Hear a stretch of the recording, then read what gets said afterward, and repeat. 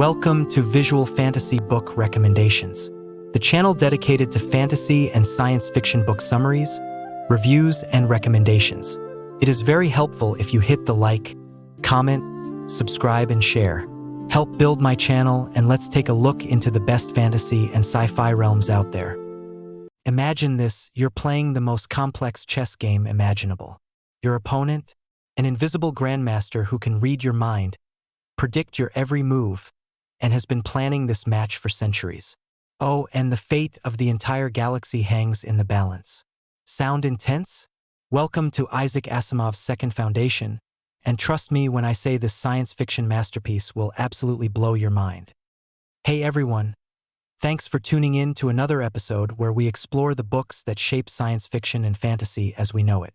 Today we're tackling the third installment of Asimov's legendary Foundation series, and let me tell you, this one is a wild ride. Whether you're a longtime fan of the series or someone who's never cracked open a sci-fi novel, stick around because we're about to explore why this book remains an absolute classic 70 years after it first hit shelves. And don't worry, we're keeping this completely spoiler-free, so you can dive into this masterpiece fresh after we're done. So what's Second Foundation all about? Well, imagine a galaxy in chaos. For those unfamiliar with the Foundation saga, here's the quick background. A brilliant mathematician named Harry Seldon developed something called psychohistory. Basically, he figured out how to predict the future of entire civilizations using mathematical formulas. Wild, right? Before the Galactic Empire collapsed, Seldon set up two foundations at opposite ends of the galaxy to preserve human knowledge and eventually rebuild civilization. The catch? Only one foundation knows about the other. Second Foundation picks up after the galaxy has been turned upside down by a character known as the Mule, a mutant with terrifying mental powers who could control human emotions and pretty much conquered everything in sight. The Mule broke all of Seldon's careful predictions, and now two desperate searches are underway. The Mule himself is hunting for this mysterious Second Foundation, and ironically, so are the surviving members of the First Foundation. Everyone wants to find these legendary guardians of Seldon's plan, but nobody knows where they are. The story brilliantly splits into two parallel narratives. We follow the Mule's obsessive quest alongside a young teenager named Arcadia Darell. Yes, a 14-year-old girl becomes absolutely crucial to galactic politics, who gets caught up in a web of intrigue that spans star systems.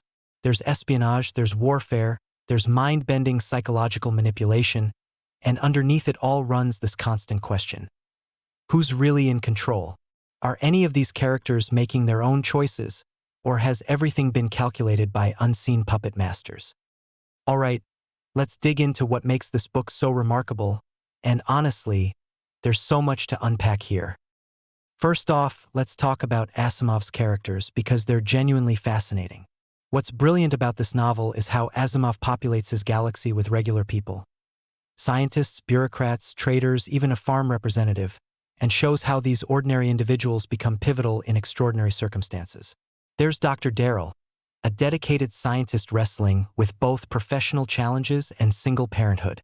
There's Homer Munn, a librarian who stutters and second-guesses himself, but finds himself thrust into galactic intrigue. And then there's Arcadia. Can we just appreciate Arcadia for a moment? In 1953, Asimov created this clever, resourceful teenage girl who doesn't just tag along for the adventure. She actively shapes events through her intelligence and courage. She's reading spy novels and dreaming of adventure. Sure, but she's also sharp enough to outmaneuver adults who underestimate her. The way Asimov writes her feels remarkably authentic.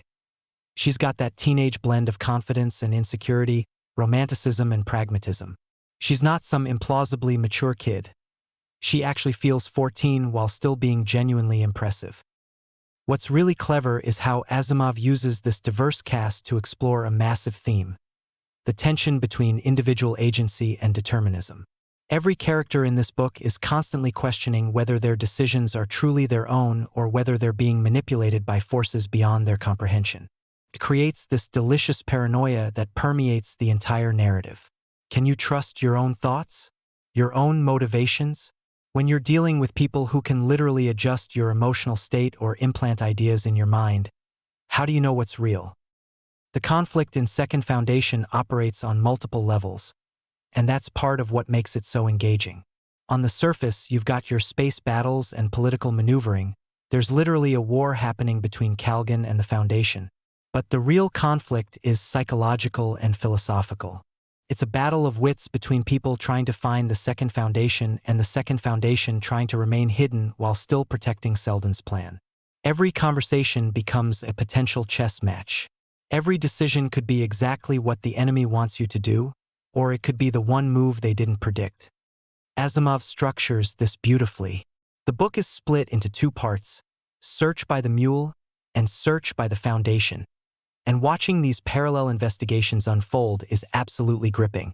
The tension just ratchets up continuously because you're never quite sure who knows what, who's in control, or what's really happening behind the scenes. Now, let's talk about Asimov's writing style because it's something special.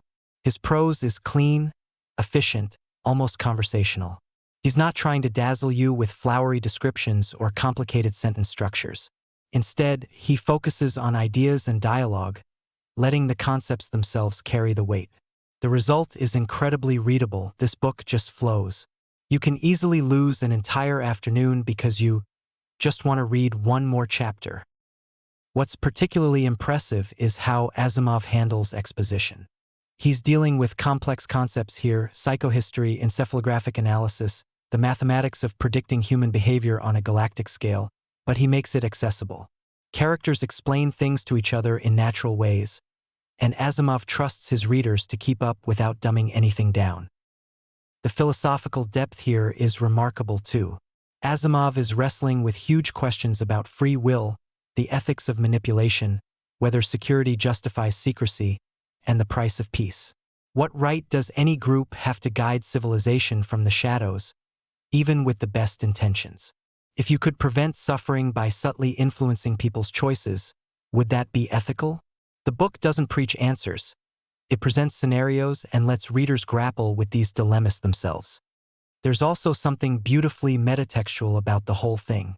Asimov is writing about prediction and planning on a vast scale while simultaneously demonstrating his own masterful plotting. The way everything comes together at the end, and again, no spoilers, reflects the very themes the book explores. It's like he's showing you the architecture of great storytelling while telling a great story. So what was Asimov trying to achieve with Second Foundation? On one level, he's completing a trilogy, wrapping up story threads from the previous books. But there's more happening here. Asimov was writing in the early 1950s during the Cold War, an era obsessed with prediction, control, and unseen threats. The anxiety about hidden enemies and psychological manipulation that runs through this book definitely reflects those contemporary concerns. But Asimov's also exploring something timeless: the human need to feel in control of our destinies versus the reality that we're all influenced by forces we don't fully understand, whether that's social conditioning, economic systems, or just the chaos of existence. He's asking whether true freedom is possible or whether we're always operating within constraints we can't see. Who's this book for? Well, obviously Foundation fans need to read this. It's essential to the series. But honestly, this works for a pretty broad audience. If you're into political intrigue, mind games, and stories where everyone's trying to outwit everyone else, you'll love this. Fans of intelligent science fiction that prioritizes ideas over action will be right at home. And here's the thing: while this is technically the third book in a series, Asimov does enough recap that you could probably jump in here, though you'd get more out of it having read the previous installments. It's particularly great for readers who enjoy that detective story feel, where you're piecing together clues alongside the characters, trying to solve the mystery before the reveal. Asimov plays fair too. All the information is there if you're clever enough to put it together. Look, Second Foundation isn't just a great science fiction novel. It's a masterclass in how to blend big ideas with compelling storytelling. Asimov takes concepts that could be dry and academic and turns them into edge-of-your-seat entertainment. He creates characters you genuinely care about, throws them into situations where the stakes couldn't be higher, and keeps you guessing right up until the final pages. What really stays with you after finishing this book is that sense of wonder mixed with unease. Asimov makes you think about how much of your life is really your own choice versus how much is shaped by invisible influences. This heady stuff, but it never feels like homework. It feels like the best kind of intellectual adventure. Thanks for watching. If you enjoyed this video, don't forget to like, comment, share, and subscribe for more great content. Hit the notification bell so you never miss an update. See you in the next video.